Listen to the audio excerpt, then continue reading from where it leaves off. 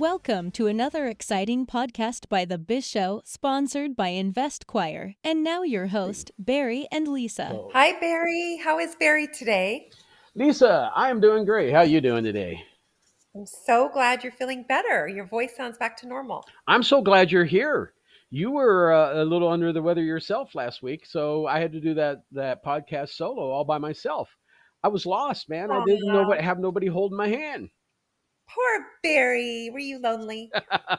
It was lonely, man. What can I say? Well, I don't want to get any germs, so I stayed clear of you. I understand. Well, you weren't so good yourself. Oh, yeah. Thankfully, we all bounce back, right? We We do. take care of ourselves and then we bounce back. We do. I have a Hey, lot of business to do, so I have to be healthy and strong. we do. We And definitely I do. need you, Barry. I need you. And hey, InvestQuire, we're all part of a team here, and both of us took sick, but we still were able to get work done. So yay for that, right? And our Yep, customers really appreciate that too. We just had to do it from a distance. right. So hey, this podcast, podcast number 7, right? This is the role of business brokers and why you definitely should use a business broker instead of trying to go out and sell your business by yourself. Yep, I know. We all think that we could do everything ourselves because we have social media at our fingertips, and we've heard, maybe from a friend or a neighbor that they'd sold their house on their own or their business on their own. And, sometimes you can get lucky like that. Somebody might walk in and offer to buy it, right? Well, you're right. And the thing is this, you don't see a doctor out doing surgery on himself, right?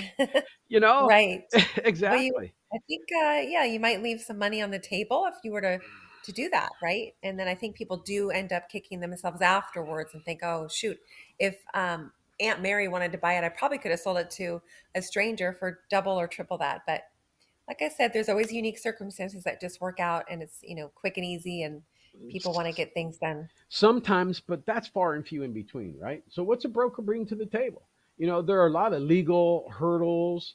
There's a competitive market out there, and there's a lot of legal documents and stuff like that. So there's where a business broker comes in. They've done this. They've gone through the process. They understand. Just like your doctor when he's doing surgery, he's done this many, many times before. You're not his first patient, that he's operating on. Yeah, and there's so much liability that can come forth even after a sale. So there's definitely that to be leery of if you were to take this matter into your own hands and sell your business yourself. So that's where hiring the business broker really brings a lot of value, and also just the opportunity to generate, multiple offers or a higher sale price for you. Okay, So, it's so important. Like when you go buy a product and you know nothing about it, like for me, it would be computers. I want an expert. Like I want to talk to the person who knows everything that there is to know about the product. exactly. You know, when you're buying a car, a computer, or again, a doctor having surgery, right? You want somebody there to guide you through the process and somebody that's an expert. It's been there, done that Yeah, many, many, many times, maybe hundreds and thousands of times over, right? Hey, if I got definitely. a doctor doing brain surgery, I want that guy to have at least a couple thousand surgeries under his belt before he gets to my head, right? So when you're choosing a business broker, choose somebody that has market knowledge and expertise in the industry, has a track record and a resume of past sales, have represented many, many clients, and knows the ins and outs of selling a business. And that's where we make a great partnership, Barry, because we offer years of experience We have 60 years of experience between the between two the of both of us, us. right? And I have done what? Over 3,000 Sales, transactions, yeah, transactions. You've done that. deals. And I've done a lot of mergers and acquisitions. And you want a seasoned professional, right? You want somebody who is there, they knows the ropes, they know where to go. They've got those connections, right? So if you read some of our testimonials, I mean, I've had clients say that I'm usually a step ahead in the process of a sale transaction because I'm always thinking about what could happen, what could be around the corner that you may not expect as the seller owner. Contingencies, right? You're thinking of Yeah. where you're going next and what you have to do to pack up everything or relocate. Well, look how many compliments that we've got, how quick and fast we are to react. Yes. So several of our clientele have said, "My God, I asked you a question, and within half an hour, you got the answers, and you're already, doing what you need to do." And that's where hiring Lisa and Barry at Esquire is really going to provide you the value, because we will be a step ahead. We will cover all of the basis, things that you don't even think of. We'll be handling a lot from the back end that you don't even have to be bothered with. We've also been paid the compliment of, covering people's assets and protecting their interests throughout the entire transaction. Well, let's talk about the back end, right? You mentioned the back end, and that's where the business broker really shines, right? Exactly. Because there's a lot of back end stuff, a lot of heavy lifting that is involved. Just like in selling a house, everything else, there's all kinds of documents, legal proceedings, and stuff like that. So confidentiality and discretion is a big one, right?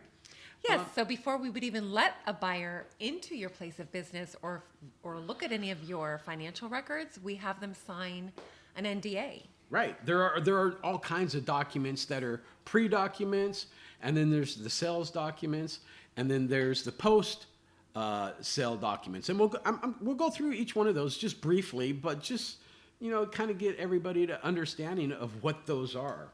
And I will typically scrutinize the buyer. I want to know if they actually are a qualified buyer. They're not just being a nosy Nelly off the street, but they're actually qualified to purchase the company. What is their background? Where do they come from? And why are they interested in your business? So that I can make sure it's a match. The buyer and seller have to match. Your goals have to line up in order for it to be a successful transaction. Sometimes it's easy as I want to buy and I want to sell, but then there's other times, look, you got the legacy of a company that you built. And if you're selling that, you want to see it continue on and be successful in the hands of somebody else. And you've got a lot of blood, sweat, and tears that you put into that. That's a great point. The employees, you've got relationships with them. Vendors, you got that in place, and you might have relationships with those. And those are all things that we look at too as business brokers. We sit down and we look at your employees, we look at your vendors, we look at your contracts to see how long those contracts are, and make sure that when the new owner comes in and takes over, that they're not, having to renegotiate a new contract, because in your contract it says we're only doing business with you. If you sell the business, you got to renegotiate. Those are things we need to find out ahead of time, not after the sale, and all of a sudden you can't get your product because that vendor doesn't want to work with you anymore. So back to your point of feeling good about the sale too. I mean, when I stepped away from a line door and window company, I had 12 years of relationships with my clients. And so when the company dissolved, they were still calling me. The customers were calling me and saying, "Who do I call? Lisa, I need your help. We want this and that." And I don't know where to turn. And so it was really a hard thing for me, because these were clients I cared about. These were clients they were very loyal to our business, and they provided us, a fruitful, profitable company just by, interacting and engaging in services with us. So there is a caring piece to the transition of your exit of your business and handing that baton to the buyer. So back to your point, you really want it to be a qualified buyer, somebody that cares about the business as much as you. And so it's not just about the money part, but obviously that's what seals the deal at the end of the day. But those are components that we do vet for you, right? I've had some of the same experiences, right? Where in mergers and acquisitions, we've done something, or just, from one client to the next. And then they're calling you up. It's like, okay, let me get you in contact with the right person. But you kind of want to try to handle it yourself if you can. So a lot of times I'll be on the phone to the new owners going, "Hey, listen, you've got this old client here that's been with the business for, 10 years, and they've got an issue, and here's what the issue is. How can we help you solve it?" And that's another great point. I know we're getting a little bit off sidetracked here, but we are going to be that instrumental person if the new buyer wanted to hire our services in Esquire to bridge that gap of the old owner leaving and the new owner taking place in the company, and being able to answer those questions. So we would be able to be there's a knowledge bridge gap, person. Right? There's going to be a knowledge gap. Mm-hmm. There might be a skills gap too, right? Maybe you might need some services that need to be covered. So we'll talk about that towards the end of this podcast, but we do offer those. And those are things that have come in handy to a lot of new businesses that don't quite know what to do yet. So there is an aspect of business brokerage that is probably the reason why people do not sell businesses on their own, and that would be the deal structure, the negotiating, the fighting for a higher sale price. That's the heavy lifting, yeah. right? So that's really negotiation, the heavy lifting, the deal structure, right? What goes into that? I mean, and that's first, the point where you want to separate the buyer and the seller, because that can get pretty ugly. So we're the intermediary. It's ugly most of the time. That's where the intermediary, comes in, yes, and kind of works as the negotiation between the two. I have to tell you, that's my favorite part of my job. I love to negotiate. I love you to rolling see up your sleeves and get your boxing gloves on and let's go to war. I huh? just make it like everyone's winning, and then at the end of the day, everybody's happy. Mediation, right? Yeah. Oh my God, did you just rub off on me? Oh no. I said the end of the day. At the end, of the day. Oh no, Wait. I've been so good not saying that, We and should you keep said a it. tally of how many times I'm saying it now and how many times you're saying it. Well, right now you're winning. It's 1-0. At the end of the day, I like twice. to make it feel like a win-win. It is a win. Here's the deal. There is a strategic Business strategy. brokers, they are the intermediaries. They come in and they're going to negotiate a deal for you, but there's a lot more that happens still behind the scenes, right? So, they're going to sit there. I mean, let's face it, negotiations are complex, and there's a lot of things that go into that. And what's really cool, though, is for me representing sellers, which I love to do, Barry, you've done it many times, is knowing that you have something really wonderful about the business, that you've had pride of running the company for so many years, that you have this gem of a business that you are selling to somebody, and knowing that it's worth what we evaluate the company for, and not being so desperate to have the sale happen, but really, sticking to your guns. And that's where we come in and protect your interests, protect the sale price that we are negotiating for you, and not just roll over protect you. Because you want to get the sale done at the end of the day. But, it's all a very psychological, art, a dance of like, it is, a dance. Mm-hmm. Exactly.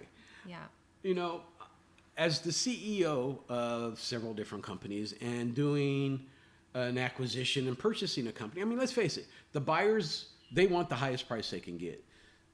I'm sorry, the seller wants the highest price they can get. The buyer wants the lowest price that they can get. And so the business broker is in the middle. They're trying to get those two to meet in the middle and figure out what is the actual price that this thing's going to sell for. But, due diligence and vetting the buyers and stuff like that. You mentioned this earlier, right? Where we're going to go through and we're going to find buyers, but we're going to go through the process and make sure they're viable. They got the financing in place, or they can get the financing in place relatively quick, and they want to buy this business. And what's the reasons they want to buy this business? Some people just want to sell their business and get out. They're retiring. They don't care. But a lot of people do care. Right. And then back to the negotiating, when you are able to prove financially the financial worth of the company, that's really key. So we really need our sellers to be a part of the team in representing the business for sale. So keeping really good financial records is really crucial.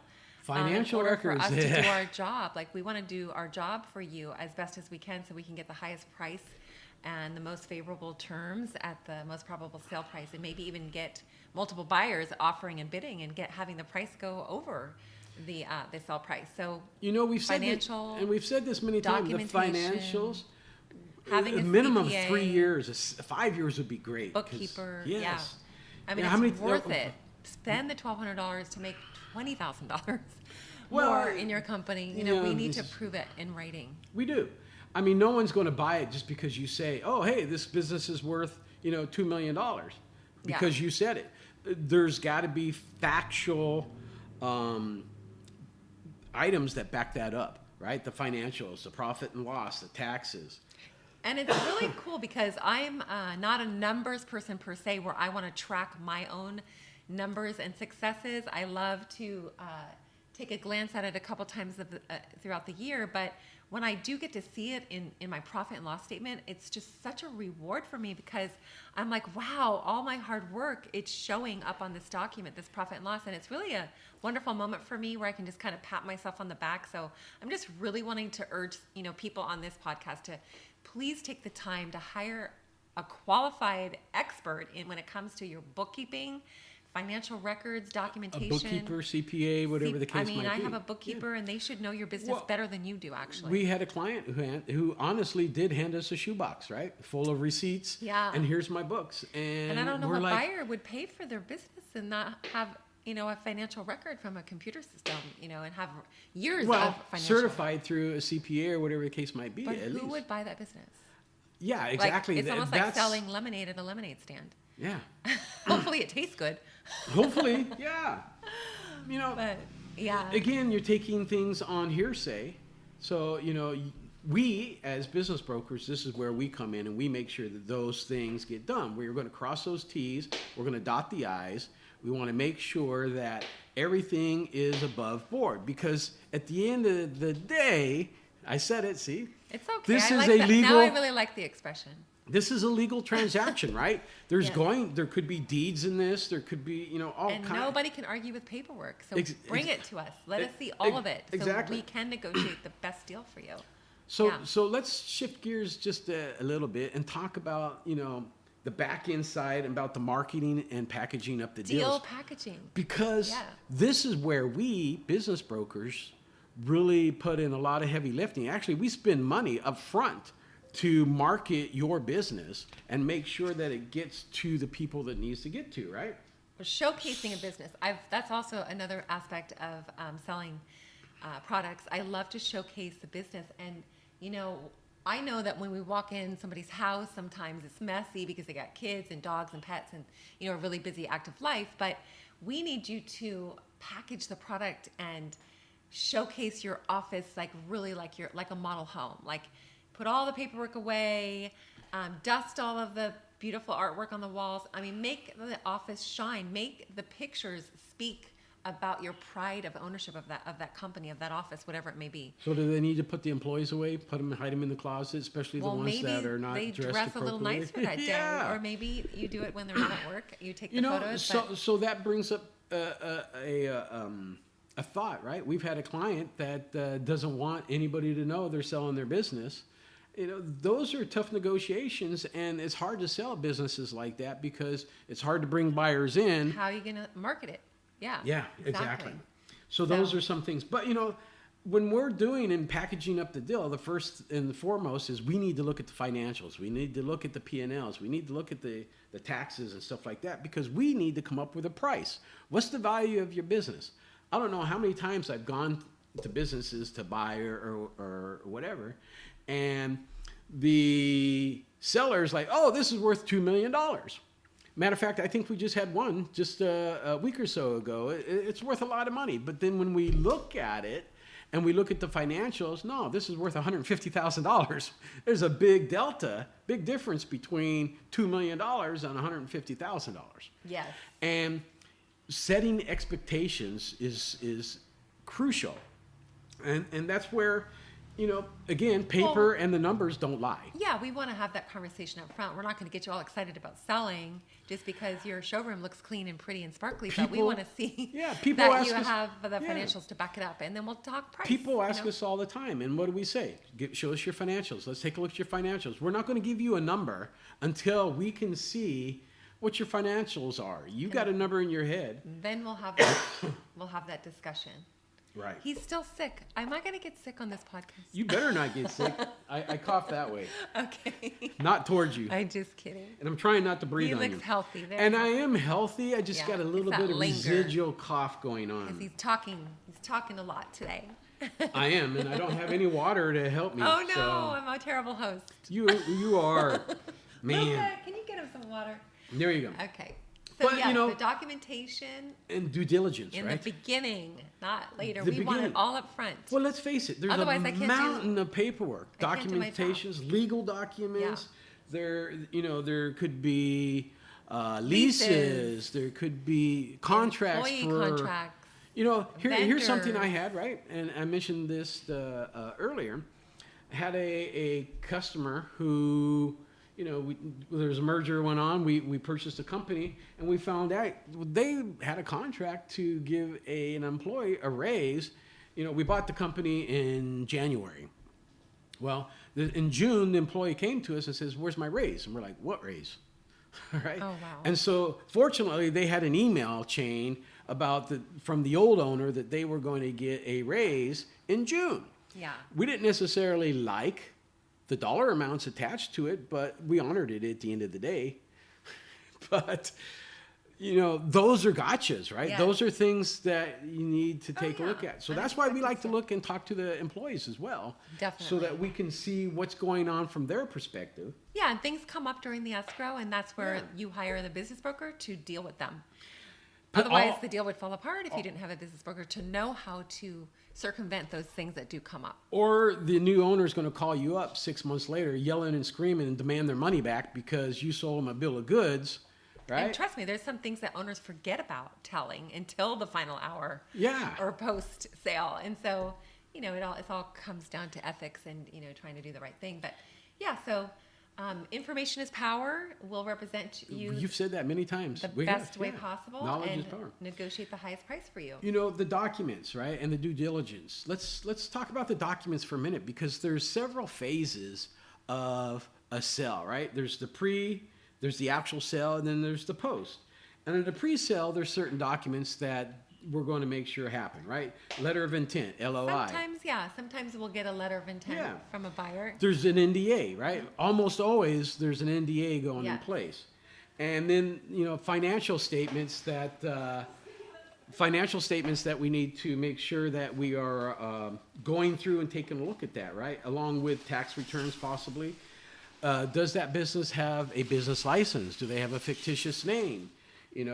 What are all their taxes paid for and stuff like that? Yes. So is there any patents or trademarks or intellectual property that need to be looked at? Those are all pre-sale.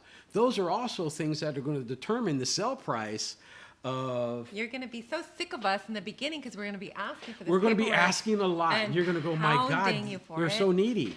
Well, We're not needy. We're just trying to get you the We're best trying dollar to possible. Protect your behind Exactly. so that we can sell your business. And that's just pre, right? And then Yeah. we get into the actual sale. Well, there's a purchase agreement for that, right? The bill of sale. Perhaps there's promissory notes or The even lender's employment. letter. Yeah. Employment, because maybe the new or the old or the seller is going to stay behind for a year and help acclimate and get the new owner into the system or into the company. So there might be those involved. There might be security agreements, non-compete clauses. So let me give you a story here. I love my stories. I had a client that we picked up at GE Capital. And when I say a client, actually it was a merger. We purchased the company. And that owner that we purchased the company from, they left. And then all of a sudden, I'm getting calls from the new clients that we picked up saying, "Hey, where's Joe? Joe was not here. He's normally here on Mondays at 10 o'clock." And so, well, come to find out, the new owner left, but he took half of the employees with him. Oh, really? And he started a brand new company Terrible. Wow.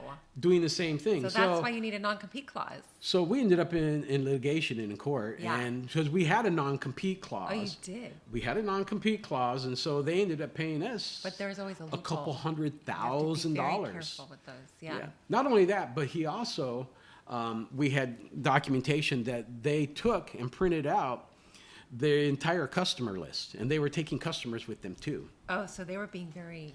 They were very, very Like on a their bad exit? actor. Yes, Yeah. on their exit. So Wow. they got the money, but Yeah. then they were taking the customers and employees with them and starting a new business. So the state of California and litigation really threw the book at them Yeah. big time. Matter of fact, they almost went to jail. I mean, if it wasn't a civil trial, the judge says, "I would throw you in jail. You're a criminal." Yeah. But that's another reason to hire us as a business broker, because we're going to help you structure that in like the counter offer stage or the offer stage with the buyers, so that that's all disclosed up front. Because some buyers may be like, "Oh, hell no, I'm not going to sign that." And you don't want the deal to fall apart in the 11th hour, because then that's just a waste of time that you tied up the business sale with that particular buyer.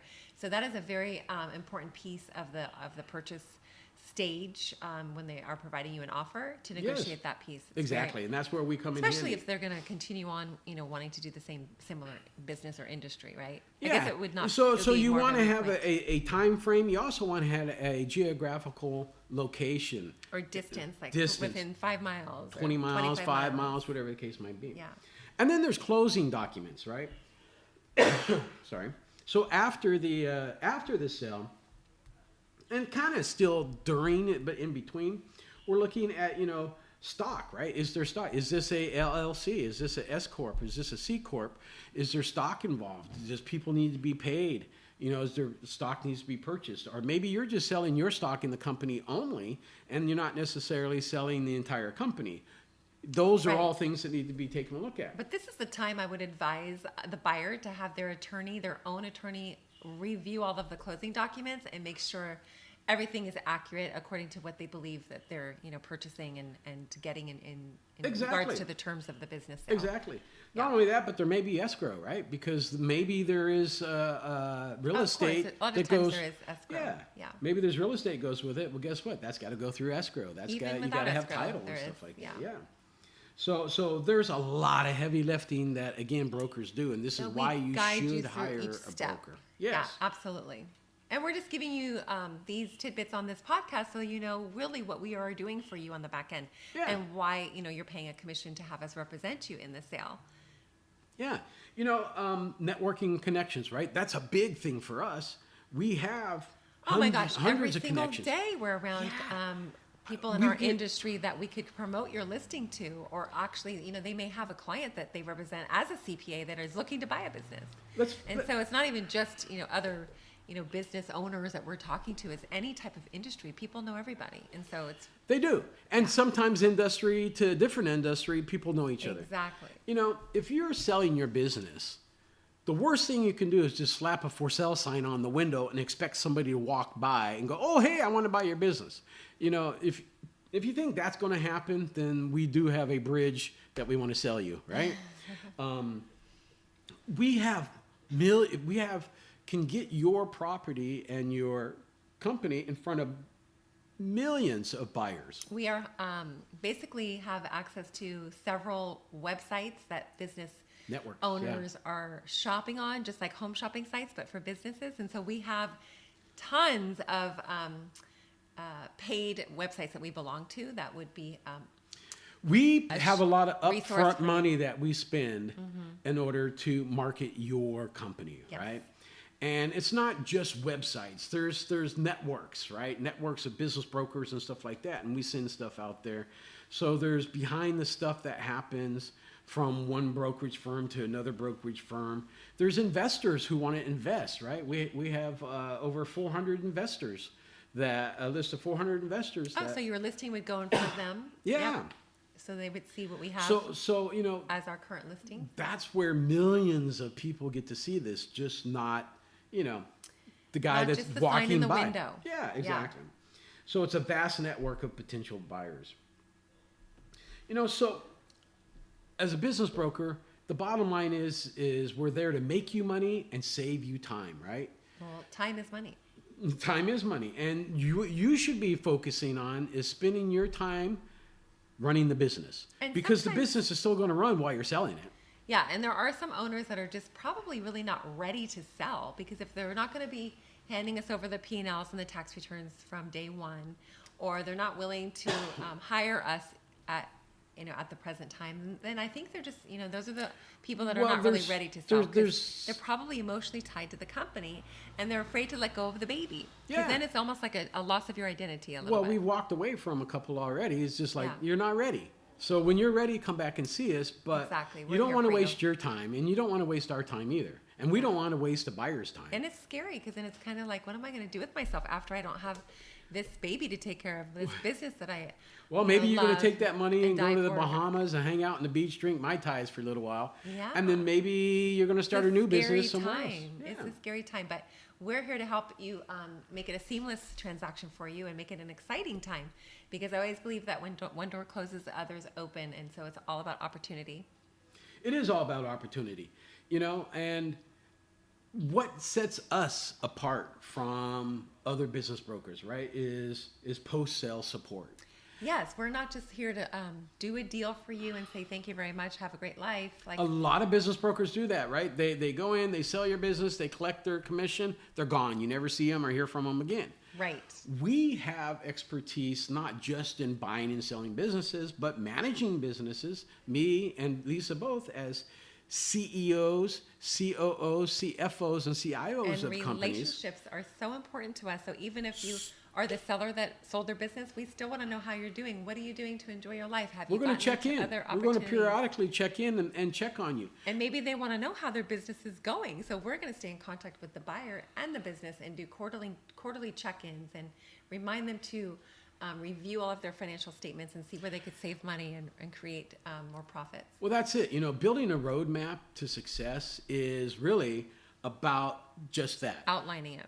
You put a plan in place, and you start following that plan. You're checking your financials. I've always advised my customers, check your financials daily. I want to know my daily nut.